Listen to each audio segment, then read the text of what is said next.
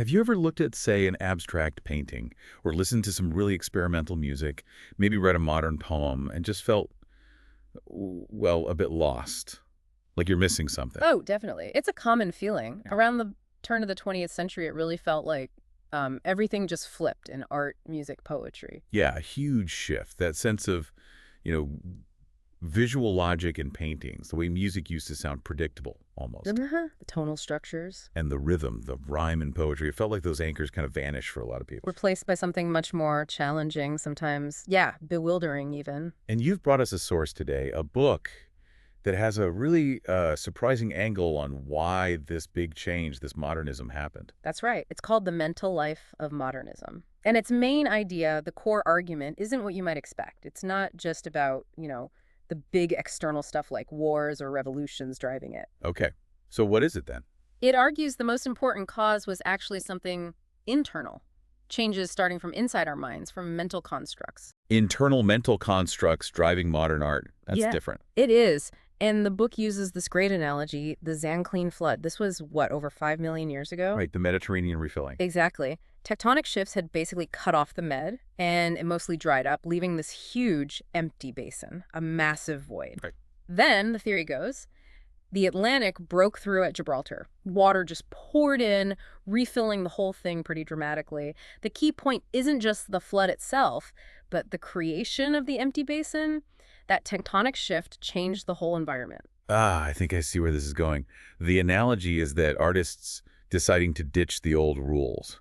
That was like emptying the basin. Precisely. That act of abandonment created this new, open, unbound space.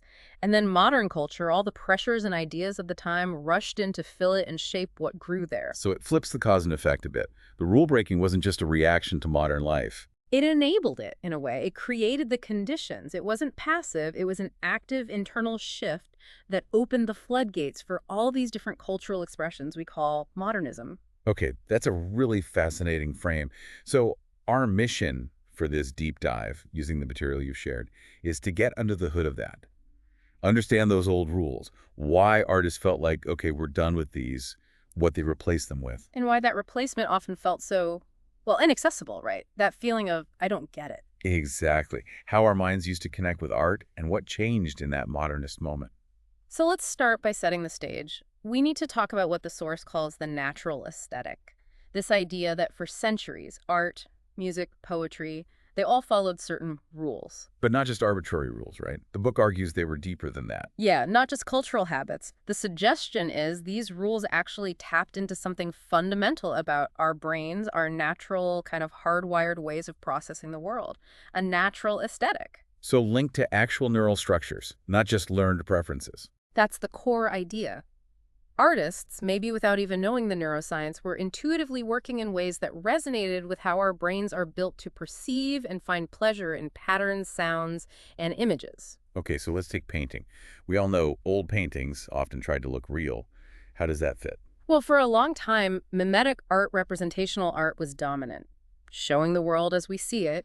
The source connects this directly to specialized areas in our visual brain. You mean like specific parts that do specific jobs? Exactly, like the fusiform face area, the FFA, which is super tuned for recognizing faces, or the EBA for bodies, the PPA for places, landscapes. So artists figured out how to trick these areas. It's not trick, maybe, more like skillfully activate them, using perspective, light, shadow, they line all those techniques to put marks on a canvas that strongly trigger these built-in recognition systems in the viewer's brain. So when I look at an old portrait, my brain isn't just saying, that's a face.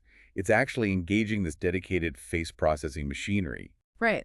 And the source presents this as a kind of satisfying cognitive puzzle. Your brain is wired to find faces, bodies, places. When an artist sets up the cues effectively, your brain easily solves that puzzle, finds the pattern. And that's inherently pleasing. That's the argument. It provides an intrinsic aesthetic reward, explaining why representational art often feels so immediately understandable, so right to us. That makes a lot of sense. Okay, what about music? How did the natural aesthetic work there? With tonal music, the basis of most Western music for centuries, it relied on shared rules, too. Think about how we naturally group notes together based on, say, how close they are, or if they sound similar, or if there's a pause. Liederdahl and Jackendoff described principles like these. Okay, grouping principles. And crucially, tonal music is built around a tonal center, a home key or tonic. Everything relates back to that. So the music itself gives your brain a kind of map, a structure it expects. Yes, exactly. These rules aren't just theoretical scribbles. They shape how we mentally experience the music. They build expectations, create tension, and then provide satisfying resolutions that seem to align with how our auditory system naturally organizes sound. In poetry, we often think of meter and rhyme as just, constraints, old-fashioned rules. The source argues they were much more. Traditional poetry's meter and rhyme schemes connect directly to our deep knowledge of language, its sound structure, its rhythms, phonology. Right, the beat and the sound echoes. Meter, especially, taps into the rhythmic patterns we naturally perceive and produce in speech. Rhyme plays on our ability to recognize identical or similar sounds. So these rules gave both the poet and the listener a kind of framework. Totally. For the poet, think of Baudelaire or Stravinsky saying, freedom only really exists when you push against limitations. These rules were those limitations. And for the reader, meter and rhyme provide this predictable, engaging structure. Like a satisfying pattern. Yeah, and the source even suggests that figuring out how the poet fits meaningful language into those tight structures is itself a kind of enjoyable mental game, like doing a crossword. It's problem solving. Okay, so we've got this picture. Centuries of art built on these shared rules, deeply connected to our brain's natural wiring, this natural aesthetic. Then comes the big break, the breach. Why? Why walk away from something seemingly so effective, so engaging? Well, the book's perspective is that it wasn't sudden or random. It grew from a feeling of exhaustion almost. Artists started to feel that these traditional systems, tonality, meter, perspective, had been explored to death. They'd run out of road within those rules. Kind of. It became, as the source puts it, too much of a muchness. Too much of a muchness, meaning repetitive, predictable. Yeah, a sense that the truly creative, original possibilities within those familiar systems had been tapped out. Just operating inside the lines wasn't challenging or groundbreaking anymore for a growing number of artists. So it wasn't just change for change's sake. It was a sense that the well was running dry. That's the argument. They needed new territory. And this is the key move the source emphasizes. Artists consciously decided to abandon these shared natural rule systems. Oh, right. And again, according to this view, this wasn't just a response to the chaos of modern life. This act of abandonment was the emptying of the Mediterranean basin. It created the new, open, unbound environment for art to evolve in. So the basin's empty. The old rules are gone, or at least sidelined by these artists. What rushes in to fill that space? This is where the source introduces the idea of private formats. Private formats, okay. What are those? Basically, they're the opposite of the old shared rules. These were systems, structures, organizing principles that individual artists came up with. Often they were unshared, idiosyncratic, maybe even arbitrary to anyone not in on the secret. So not tapping into that common natural aesthetic anymore? Not directly, no. And this is crucial for understanding the inaccessibility problem. The book uses this Easter egg analogy. In older art, finding a little hidden meaning or a clever technical trick might be a nice bonus, a little discovery for the keen eye. Right. An extra layer. But in a lot of modernism, figuring out the artist's private format, their unique system, their hidden code, their personal structural logic that became the main event, the central task of getting the artwork. Ah, I see. So the work the audience had to do shifted completely. Instead of relying on that built-in, intuitive brain stuff, you now had to do intellectual detective work to figure out the artist's personal game plan. Precisely. Appreciating modernist work often demanded real effort. You might need to read the artist's manifesto or critical essays or get some external explanation. Those natural, unconscious brain processes weren't being directly engaged in the same way. It often required, intellectual digging. And that directly leads to that common feeling, I just don't get it, because you weren't supposed to get it automatically, maybe. In many cases, yes. The artist was playing by rules you didn't share and couldn't necessarily perceive intuitively. That disconnect fueled the feeling of inaccessibility for many. Okay, let's make this concrete. Can you give some examples from the source? How did this play out in music, for instance? Schoenberg is a classic example. His move away from tonality. Instead of organizing music around that home key our brains seem to look for. Right, a gravitational center. He developed systems like the 12-tone technique, or the source mentions his Eschbeg set, using notes derived from the letters of his own name as the basis for a piece. A, S, C, H, B, E, G, in German notation. Basing music on his name. How on earth would a listener intuit that? It wouldn't. That's the point. It's a perfect private format. There's no natural cognitive pathway to hear Schoenberg in a sequence of pitches. As Leonard Bernstein apparently said, this kind of atonal music made it really hard for listeners to maintain that sense of orientation, that pull towards a tonic. You lose your bearings. Yeah. And John Cage. He went even further. Cage is presented as taking this abandonment of rules to an extreme. He didn't just ditch pitch centers, he often got rid of regular meter and predictable groupings, too. Think of works like 4'3'3". The silent piece. Right, or things like Water Walk, where he used everyday objects, a bathtub, a pressure cooker, as instruments. The source argues these lean more towards performance art than music in the traditional auditory sense. Meaning the experience isn't just about the sound. Exactly. Apparently, if you just listen to a recording of Water Walk without seeing it, it might just sound like noise. Yeah. The visual context, knowing it's a performance in a concert hall, becomes really important. So even when atonal composers did use complex internal systems, for many listeners, the music remained hard to follow intuitively. The form, the content, it wasn't obvious. Okay, shifting to poetry. Free verse is the obvious example of ditching old rules. Yeah, free verse largely abandoned traditional meter and often consistent rhyme. And the source points out something interesting. When you read a lot of free verse aloud, it can sound just like prose. You wouldn't know where the lines break? Exactly. Jory Graham's poem, San Sepulcro, is used as an example. Without seeing it on the page, you wouldn't hear the line breaks that structure it visually. So it moves from an auditory rhythmic experience to maybe more of a visual one on the page or something else. It can become visual verse, yes. And the meaning itself often became more private, more obscure, sometimes described as like hallucinatory reveries put into words, where the poet isn't necessarily focused on whether the reader can fully decode it. Wallace Stevens comes up here. His poems can be quite challenging. Very. And the analysis of his poem, The Snowman, is really key here. The source argues that the syntax, the actual sentence structure, becomes a kind of private format. How so?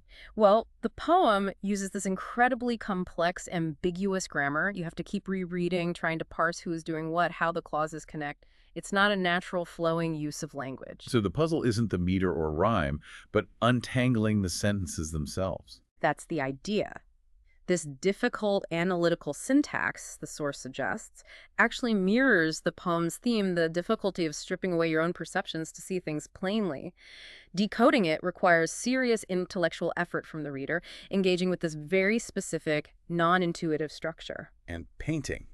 Abstract art seems like the clearest rejection of those privileged categories. Right. Faces, bodies, places. Absolutely. Abstract painters consciously turned away from representing those things our brains are specially tuned for. So that immediate, pleasurable click of recognition that was deliberately taken off the table. That's the argument. And art, especially from Duchamp onwards, increasingly became about the idea, the statement or concept, rather than just being an object for visual appreciation in the traditional way. Like Duchamp's urinal fountain or Warhol soup cans. Exactly. The significance isn't primarily in the visual crafting of the object itself, but in the conceptual move it represents, the questions it raises about art. So understanding them often requires knowing the backstory, the theory. Right. You need the external information, the artist's intent, the art world context. The Easter egg hunt is for the concept, the private format driving it, not necessarily for visual details alone. Okay, so there's a clear pattern. Ditch the shared brain-friendly rules, bring in individual, often intellectual, private formats, and the result is art that feels inaccessible without extra work from the audience. That's the core narrative the source builds to explain that modernist shift and why it felt so different, so difficult for many people. It really makes you wonder, though, when artists abandoned those old rules, did they ever, maybe even accidentally, plug into other kinds of shared brain architecture? Or was it just private formats all the way down after that? That's a great question. And yeah, the source does touch on this. It brings up the idea of recursion. Recursion, like structures within structures. Exactly. Like in grammar, how we embed clauses. He said that she thought that they knew. That nesting ability. Which is seen as pretty fundamental to human language, right? Yes. And the book mentions some experimental work hinting at a link between our ability to process that kind of recursive grammar and our ability to process visual self-similarity patterns that repeat at different scales. Fractals. Fractals, like in coastlines or ferns or snowflakes. Yeah. Those repeating natural patterns. Precisely. And here's where it gets really interesting with modern art. The source cites research suggesting that Jackson Pollock's famous drip paintings are actually fractal. Wait, his chaotic-looking splatters have mathematical fractal patterns? Apparently so. Studies indicate that. And the hypothesis floated is that maybe Pollock's widespread appeal, even among people who don't get abstract expressionism intellectually, could stem from an unconscious, instinctive appreciation for these fractal patterns. Like tapping into a deep-seated appreciation for the kind of patterns found in nature. Potentially, yes. He might be engaging a shared neural architecture for processing recursion or self-similarity, just a different one from the old face-place-body recognition systems. Wow.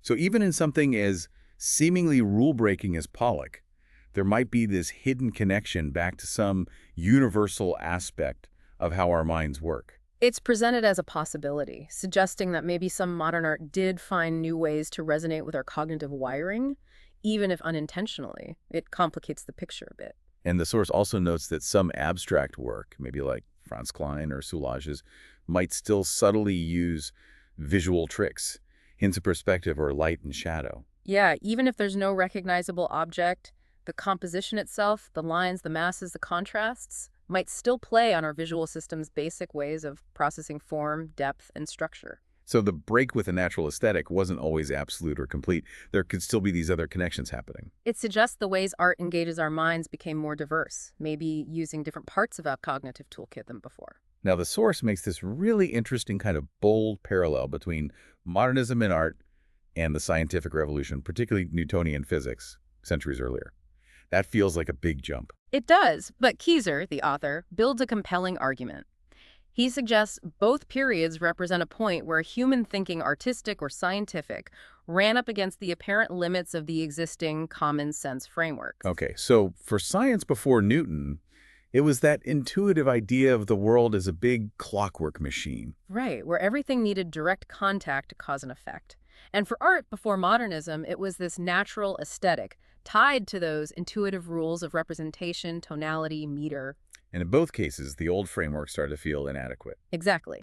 For science, the clockwork view couldn't really explain gravity acting at a distance. How does the sun pull the Earth with nothing in between? So scientists developed new tools, new strategies. Like focusing on mathematical description. Precisely. They shifted to creating mathematical theories that predicted phenomena accurately, even if the underlying reality felt mysterious or wasn't graspable in everyday intuitive terms. Science sort of lowered its sights from demanding intuitive understanding, but gained incredible power. They accepted the universe might not work in ways our brains easily picture. That's the key parallel. The source argues that when artists abandoned the natural aesthetic, they also created something often unintelligible from the old perspective. Art became more inward-looking, exploring mental states or questioning the nature of art itself. But unlike science, which found a new shared method in math and empiricism, Art fragmented into all those diverse, private formats. There wasn't one single new approach that everyone adopted. so science got a new universal language maybe, while art got lots of individual ones. That's a good way to put it. And this connects to a bigger philosophical idea about cognitive limits associated with thinkers like Colin McGinn. Cognitive limits. The idea that some things might just be too hard for our brains to ever fully understand. Yeah, not because they're inherently mystical, but because our brains might simply lack the right kind of hardware or software, the right intellectual organ to grasp them properly. Like us trying to truly visualize 4 spatial dimensions or intuitively feel quantum superposition. Something like that. The source speculates that perhaps modernism, for its audience, inadvertently highlighted a limit in our capacity for shared intuitive aesthetic understanding once the old, reliable framework of the natural aesthetic was deliberately set aside. So that natural aesthetic was the brain's tool for understanding that older art, and when artists stopped using it, many listeners or viewers were left without that intuitive grasp. It reframes the difficulty. It's not necessarily about good or bad taste, but about the encounter between a new kind of art and the inherent structure of our minds. Wow, okay. This deep dive has definitely shed new light on that whole modernist explosion around 1900. Yeah, we've seen how the source presents it not just as changing styles, but as this fundamental shift driven by artists consciously stepping away from rules tied to our brain's natural inclinations. Leading to these private formats, which were often fascinating but required real intellectual effort from the audience, hence the feeling of inaccessibility. Right. It wasn't always easy listening or easy viewing anymore. But then there are these intriguing hints, like with Pollock's fractals, that maybe new connections to our shared cognition were still possible, even if different ones. And that fascinating parallel with science hitting its own limits, suggesting maybe both fields push up against the boundaries of what our minds can intuitively grasp. It's clear that original natural aesthetic didn't vanish, of course. Yeah. It's alive and well in popular music, movies, representational art. Absolutely. But the experience of engaging with what we often call high art changed profoundly for many in the 20th century. It shifted, you could say, from relying on intuitive perception to often demanding intellectual decoding. Yeah, focusing on cracking the artist's individual code rather than just comfortably recognizing familiar patterns our brains are built for. So maybe a final thought to leave you, the listener, with based on all this. If artists, by moving away from those old rules, perhaps bumped up against the limits of creating universally accessible, shared aesthetic feelings. And science, too, seems to face limits in fully grasping the universe. Yeah. Does that point to something fundamental? Are there just some things in art and science, maybe elsewhere, that are ultimately beyond the complete intuitive reach of the human mind? And what does that mean for how we try to create and appreciate and understand the world around us? It's a big question. Makes you think about the edges of our own understanding, doesn't it? As much as about the art itself.